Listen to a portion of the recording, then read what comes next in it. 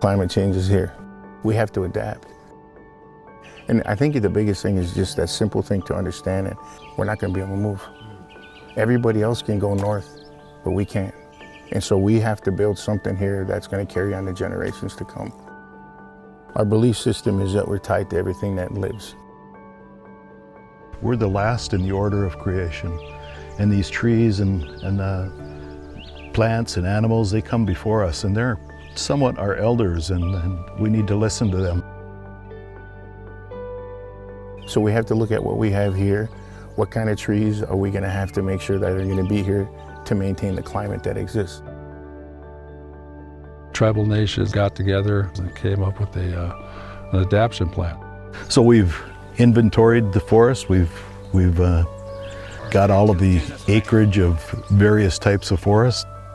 Our staff are taking like baseline data.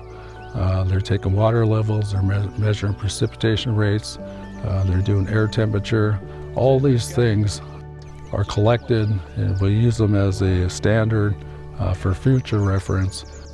Probably 40% of our land is wetland, but it's in Ojibwe, that's called Mushkiki, the medicine, the lands of the medicine, because that's where our medicines come from. And it's also good for sequestering carbon.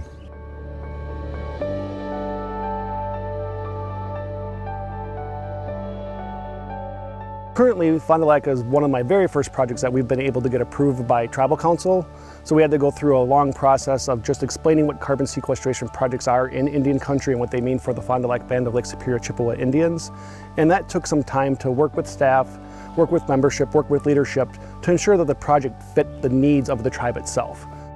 I believe that tribal nations can be leaders in this industry. That's one of the reasons why I wanted to be a part of this process, is because we have the land base in the United States in which we have been sustainably managing for a long period of time through our cultural practices, through the mandates set by the federal government to ensure that tribes were protecting their land in certain stances. And now we have the opportunity to derive revenue from those management practices that we had to place on our lands for time immemorial.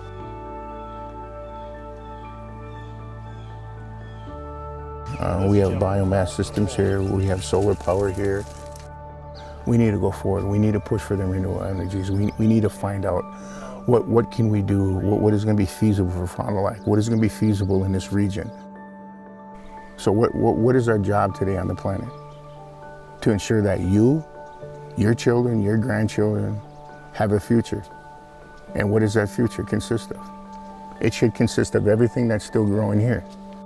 So we have to find a way to self-sustain ourselves. And to do that, we have to overcome, adapt, and improvise to any situation that comes into play. And the biggest situation coming to us is climate change.